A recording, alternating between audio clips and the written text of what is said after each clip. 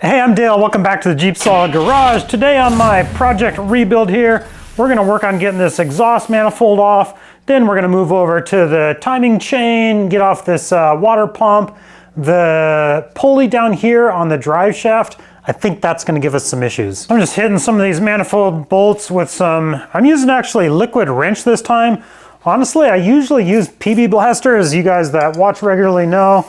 That's one of my go-tos, PB Blaster. But I ran out of it, and seems like I'm getting low on this one too. So I'll probably get another can of PB Blaster soon, but right now we're trying out liquid wrench. Let's see if that's enough to break these guys loose. I've got my extendable ratchet here to give me some leverage. I really like this ratchet. Oh, that's not deep enough, is it? No. Get a deeper set socket. Like I said, I really like this extendable socket or extendable wrench because it really gives me some good leverage, although that was quite loose. But also it articulates a bit, which just makes it great for getting in tight spaces and stuff. Love this wrench. It's one of my go-to items when I'm working on a project. I put an Amazon link in the video description below. If you don't have one of these, highly recommend it. I was really expecting these exhaust bolts to be a lot harder than that, but sometimes you get lucky. Let's see if these manifold bolts come off just as easy, and yeah, so far, boy, none of these are super tight. That one's a little snug, but not bad at all.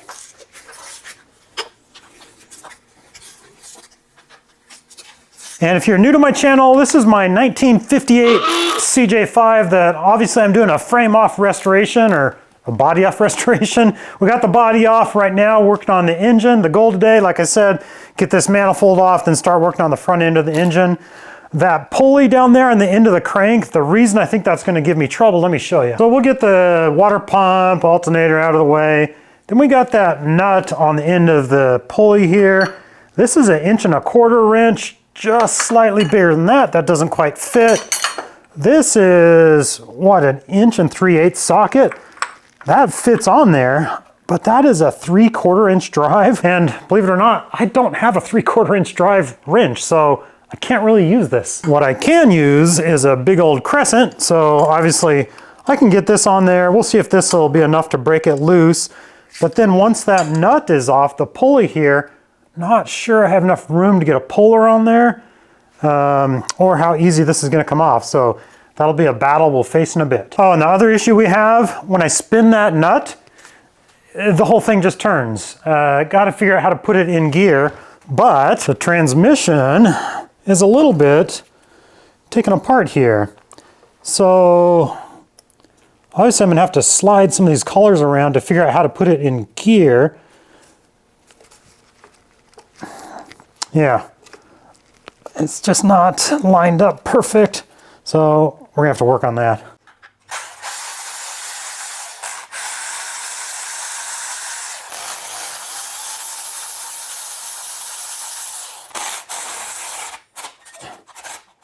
Gotta charge my wrench. Yep, battery's dying.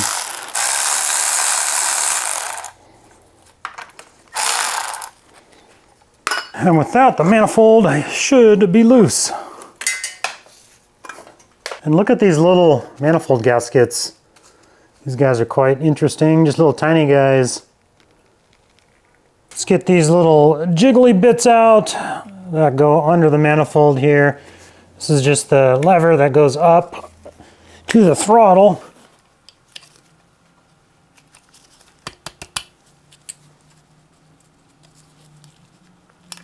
Now let's get this fuel pump here out of the way. And it looks like it's held on by two, what are those? Probably 9/16 bolts. Some of these vacuum lines. So this is a vacuum driven fuel pump. So really interesting setup. But first I'm gonna get this, so you got your oil filter here, right? So we got this line here, which goes down underneath the fuel pump. So it goes under the fuel pump into the block. Let me see if I can show you where it's at. Right there. So we'll loosen this line and get it out of the way. And this line that's on top of the timing cover here, I think I've referred to this as a timing chain cover. I think we're in for a little bit of a surprise though once we take that off, because I believe there is no timing chain. I think the cam and crank sprockets, they're just mated right up to each other. And the fuel filter, the oil filter should be loose here.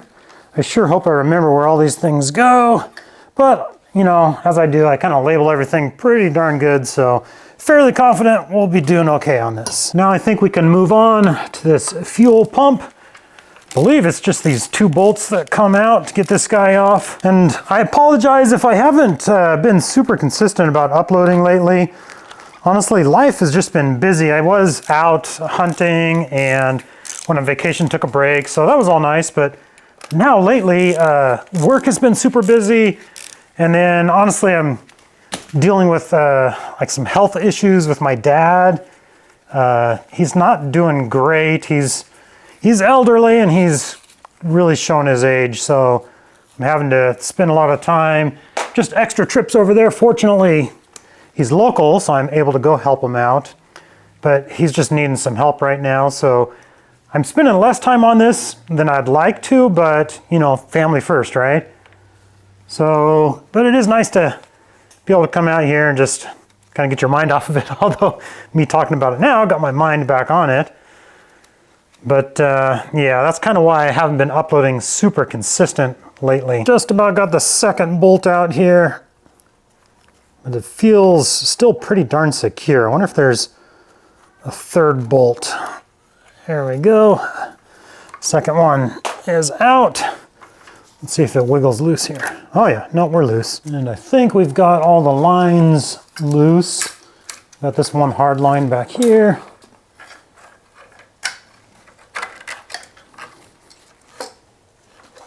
Must go under that. Yep, we are all loose except this hard line. Come on. Belt's in the way.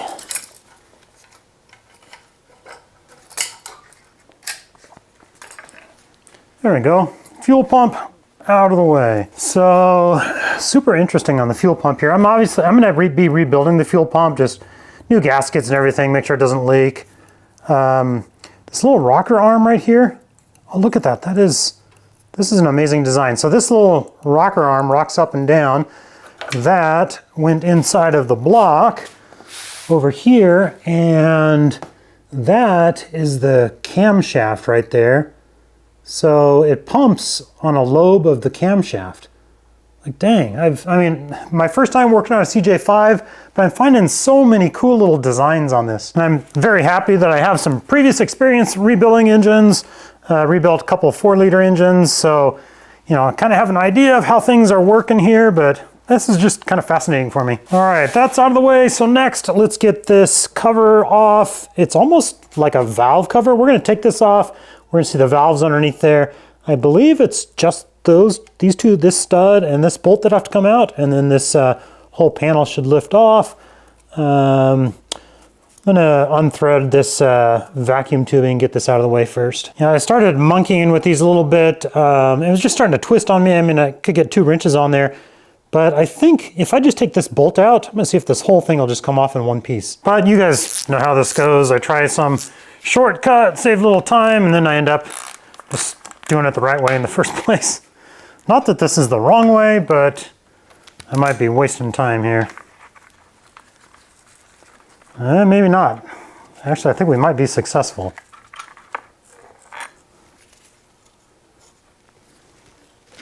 Oh, we're on a little bracket down there. Just a little bracket on the water pump bolt down here. And that should free this guy up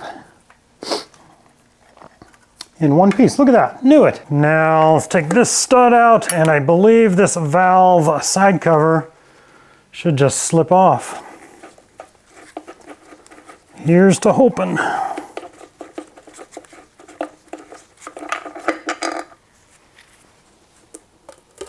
Oh yeah, look at that. Sweet. And in my normal fashion, I always put fasteners back where I took them out of. That way, first off, I don't lose them. Then I remember I've got them all. And then fourth, I know where they go. So that's super interesting side valve cover on this F-head engine. We've got our springs for the exhaust valves. And that shaft right there is from the distributor. Distributor goes in up there, comes down to there, and then drives the oil pump, which is down here. So super interesting. So now let's loosen the alternator, take the slack off or get some slack into the belt here. So we take that off, and then take the water pump off, the cover, get the alternator out of there. I do appreciate these simple alternator tensioners. There's some super fancy tensioners nowadays, but nothing is easier than that. And because I had previously loosened some of these water pump bolts, this should come off super easy. A lot of these came off already because of little brackets of those hoses that I had to take off. So this should slip just right off. All three of these bolts are same size.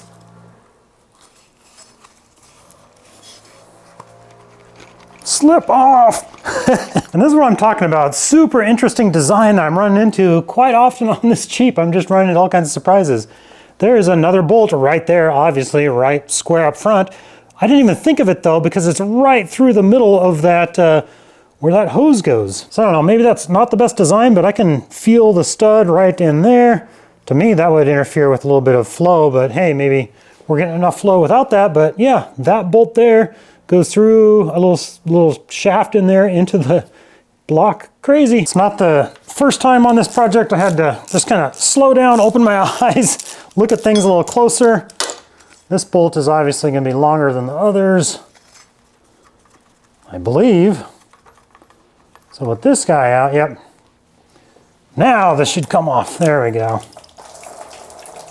But that's one reason why I'm finding it really fun to work on this project. There's just all these interesting little things I keep running into, different designs, some things that I really like better than modern vehicles, and some things that they've obviously improved. Maybe that design there, like, you know, eliminate that, put it somewhere else, and you get better flow through there. And just 2 bolts to get this alternator off.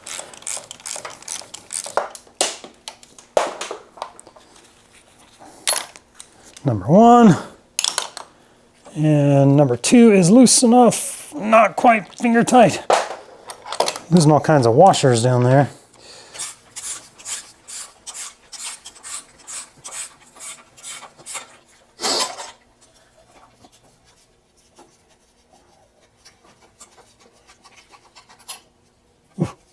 Don't want to lose these guys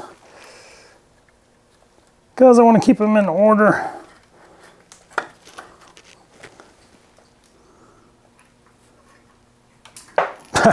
There we go. All right, finally the battle with the bolt on the pulley there.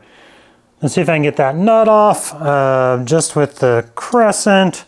And I can turn it with that for sure, but trouble is when I start turning this, the engine just rolls freely. So let me see what's going on with the transmission, if I can put it in gear. Transmission's taken apart, but let me see if I can slide this collar. Nope. And this one I can slide. All right, let me see if that is in gear. I'm trying to kind of do this one-handed, makes it a little more tricky. No, definitely not in gear, and I should go clockwise. Where are we spinning here?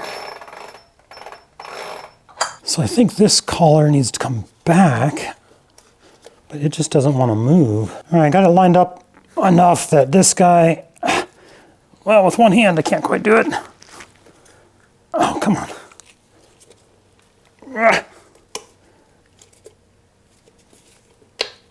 There we go. There we go. So that guy's slid back, and that, oh, there we go. Yep, we are in gear. So that would be tighten.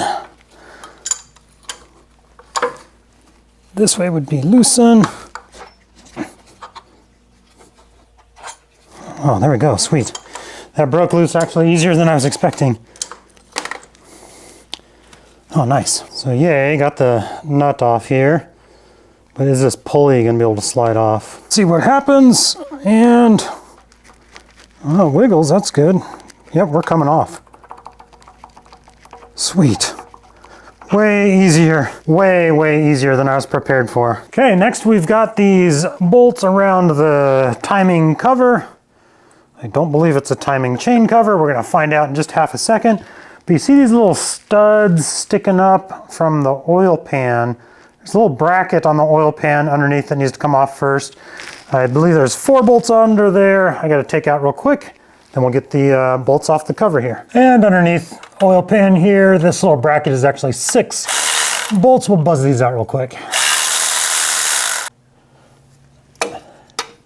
All right, with that bracket out of the way, this cover should come off. And while I was doing all that other work, I was charging my electric ratchet.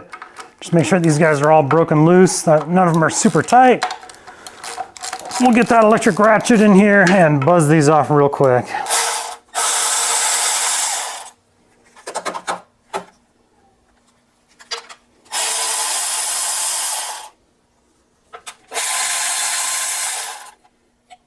Oh, there's the timing. I didn't even see that. Open your eyes, Dale. Little timing marker on those 2 bolts.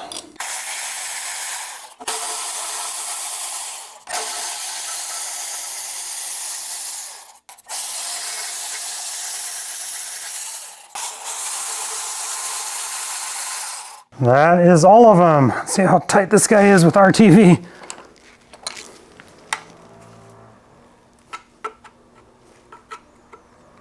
Well, it is stuck on there. Oh, maybe not so bad. Trying not to mark up the surface at all, of course, right?